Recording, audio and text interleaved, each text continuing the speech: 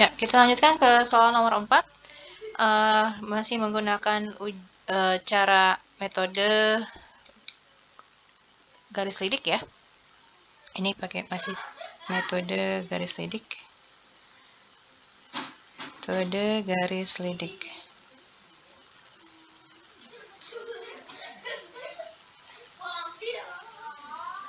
Oke, di sini kita punya ada 4 fungsi kendala ya.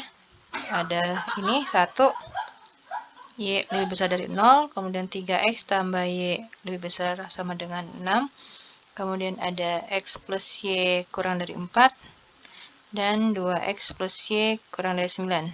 Ya, kita cari dulu daerah himpunan penyelesaiannya dengan gambar.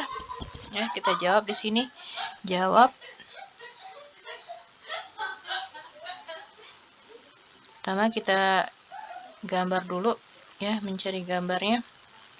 Jadi gambarnya kita coba di sini ambil yang garis 3X tambah Y, yang ini 3X tambah Y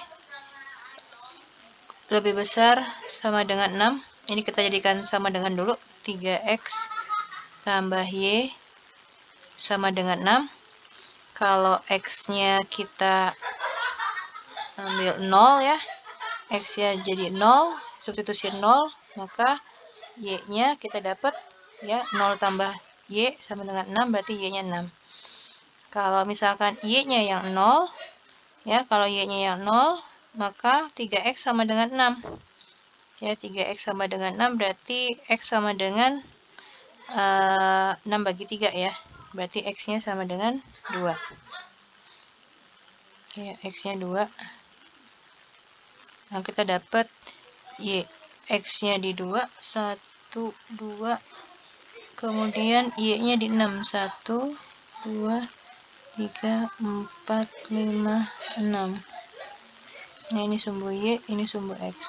Oke, kemudian yang garis berikutnya, yang ini, X plus Y kurang dari sama dengan 4. Ya, jadi kita jadikan sama dengan dulu. Ini berarti X plus Y sama dengan 4. Berarti kalau kita substitusi X-nya yang 0, ya, maka Y-nya 4. Ya kan? Kalau kita substitusi Y-nya yang 0, maka X-nya sama dengan 4. Ya, berarti kita dapat titik 4 dan 4 ya. Oh ya, ini belum dihubungkan nih garisnya. Ini garisnya belum dihubungkan ya. 6 sama 2 kita hubungkan.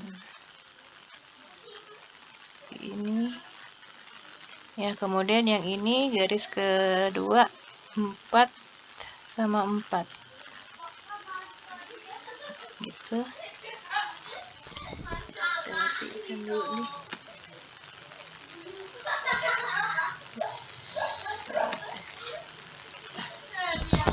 Ini 4, di sini 4, di sini 4. Kemudian garis ketiga yang ini, pertisamaan yang ini kita bisa ambil 2X tambah Y kurang dari 6. Ya. Ini kita jadikan sama dengan lagi. Ini 2X tambah Y sama dengan 6. Berarti kalau X-nya 0, ya. Kalau X-nya yang 0, ini berarti kita abaikan aja. Berarti Y-nya sama dengan 6, ya. Kita dapat Y-nya 6. Y-nya 6 kalau X-nya 0. Kalau Y-nya yang 0, maka kita dapatkan ini, tutup aja nih, tuh. Jadi 2X sama dengan 6. Kalau 2X sama dengan 6 berarti X sama dengan 6 dibagi 2 ya. Berarti X-nya 3. X-nya 3. Oke, seperti itu. Kita gambar garisnya berarti X-nya 3. X-nya 3. Y-nya 6. 3 di sini. Y-nya 6. Berarti di sini sama. Nah, ini garis-garisnya. Seperti ini. Ya, kira-kira seperti itu. Nah, sekarang kita cari daerah arsirannya ya. Kita cari daerah arsirannya. Untuk yang ini, yang Y lebih dari 0 ya. Ini kan berarti koefisien Y-nya 1 ya. Koefisien Y-nya 1 itu positif. Nah, kalau dia positif berarti apa? Kalau Y positif berarti tanda lebih dari, ini artinya dia yang diakhir yang bagian atas. Nah, sumbu Y itu adalah sumbu Y lebih besar dari 0 itu adalah sumbu X ya. Ini adalah garis Y lebih besar dari 0. Berarti yang diakhir yang atas. Daerah atas yang diakhir. Nah, kemudian untuk garis 3X tambah Y kurang lebih dari 6. Ini koefisien X-nya positif ya. Kalau X-nya positif berarti apa? Tanda lebih dari. Kalau tandanya lebih dari berarti kita akhir daerah kanan ya, kanan. Yang kanan yang mana? X positif. Ini tadi garisnya yang mana nih? Garisnya yang 2/6 ya, 2/6. Ini yang ini. Ini berarti yang kanan ke sana. Ini kan garisnya 2/6. Nah, lalu yang berikutnya garis X plus Y kurang dari 4 ya. Ini koefisien X-nya 1 kan, 1 itu positif ya kan, kemudian tandanya kurang dari. Kalau kurang dari berarti yang diakhir daerah kiri ya. Nah, yang mana tuh yang 4/4? Benar, 4/4 nih ya, berarti yang diakhir kiri. Hasil kiri ke sana. Diakhir bagian kiri. Nah, kemudian yang ini ya, garis yang ini 2X tambah Y kurang dari 6 ya, berarti koefisien X-nya sama positif, tandanya kurang dari berarti kiri. Yang diakhir kiri ini berarti yang 3/6 tadi ya, Y-nya 6, X-nya 3. Nah, berarti dia kiri juga. Kiri berarti ke sini, ke arah kiri. Ya, yang kena atas, kanan, kiri, kiri. Yang kena banyakkan kiri nih, kiri 2 kali. Terus kanan, yang mana nih berarti yang diakhir? Ya, di bagian dalam sini nih. Nih, ya kan, kanan, atas, kiri. Nah, di kiri lagi. Nah, kirinya yang ini kiri garis yang ini. Ya, ini daerah himpunan penyelesaiannya. Nah, sekarang DHP-nya sudah ada, ya. Ini DHP-nya. DHP, daerah himpunan penyelesaian. Nah, sekarang kita cari nilai maksimum dan minimumnya ya. Kalau interval itu kan berarti ada minimumnya, ada maksimumnya.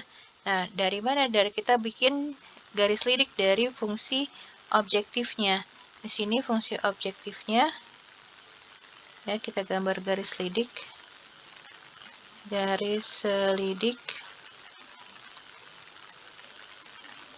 dari fungsi tujuan di sini fx, y atau di sini dalam z ya, sama aja. Ini y min 3x. Nah, yang jadi koefisien x ini kita letakkan angkanya di sumbu y ya, dibalik gitu. Nah, sedangkan 1 ini koefisien y kita letakkan di sumbu x. Berarti sumbu x-nya 1 ya. Sumbu x-nya 1 ini 1 di sini. Sumbu y-nya min 3. Min 3 berarti di bawah ya. 1 2 3. Min 3 di bawah sini. Nah, berarti gambar garis lidiknya kita pakai warna apa? Pink kali ya. Gambar garis lidiknya ini dari min 3 ke 1. Nah, seperti ini gambar garis lidiknya. Ya, ini garis lidik. Garis lidiknya. Nah, sudah itu, kan kita geser nih, geser kiri, geser kanan ya. Kita mau cari yang maksimum dan minimum. Nah, sekarang kita perhatikan lagi. Ini koefisien X-nya negatif kan? Negatif. Kalau negatif itu kan berarti kebalikannya. Ya nggak? Kebalikan apa? Kebalikan dari konsep Pakamax dan Pakimin. Kalau misalkan maksimum, harusnya kalau dia positif ya, kalau koefisien X-nya positif, ya, kaidahnya paling kanan itu nilai maksimumnya. Kita bisa cari titik maksimumnya, paling kanan. Tapi kalau misalkan nilai minimum, kita cari titik yang paling kiri, itu minimum. Jadi pakai max, pakai min. Nah, sekarang kebalikannya. Kalau kebalikannya gimana? Kalau kebalikannya berarti paling kanan justru yang mana? Yang minimum. Sedangkan yang paling kiri itu jadi yang maksimumnya gitu. Jadi dibalik. Nah, sekarang kita geser nih. Kita geser ke kiri dan ke kanan. Yang paling kiri berarti siapa? Kalau di sini udah kelihatan ya, sepertinya yang paling kiri itu yang titik ini nih. Kalau kita kasih nama biar bisa kita sebut titik-titiknya. Titik pojok ini dia berarti di sini ada A, di sini titik B, di sini titik C, di sini D. Nah, berarti kalau kita geser ke paling kanan dulu kali ya. Kanan dulu, berarti geser paling kanan. Nah, yang paling kanan itu adalah titik B ya. Nah, ini dapat titik yang paling kanan nih. Ini yang paling kanan. Ya, ini berarti titik paling kanan. Paling kanan berarti apa? Minimumnya ya, ini minimumnya. Nah, terus kita geser. Berarti bikin lagi. Garisnya biar ada dua nih. Gitu. Ya, ini kita geser lagi ke paling kiri. Berarti yang paling kiri siapa? Yang paling kiri, nah di sini ya titik D nih. Ini berarti titik paling kiri ya, berarti paling kiri justru yang maksimumnya gitu. Nah, sudah. Berarti kita dapat titik B sebagai yang paling kiri, paling kanan, paling kanan titik B. Koordinatnya berarti B berapa nih? B ini koordinatnya 3,0 ya. Kelihatan kan di gambar. Sedangkan kalau yang paling kiri nih titik D-nya berapa nih? Kalau di sini bener nih, pas ya. Ini di 1,3 ya. 1,3 titik D-nya. Ya, kalau pakai kode kartesius jadi gampang gitu, langsung ketemu titiknya. Jadi kita langsung saja cari nilai maksimum minimumnya. Jadi untuk yang titik B tadi kita dapat 3,0 ya tadi ya. Titik B 3,0 ya. 3,0 kita substitusikan ke fungsi Z. Berarti ini Y-nya 0 ya. Ini fungsi Z-nya. Berarti Y-nya 0. Kemudian X-nya 3. Berarti min 3 kali 3. Jadi min 9.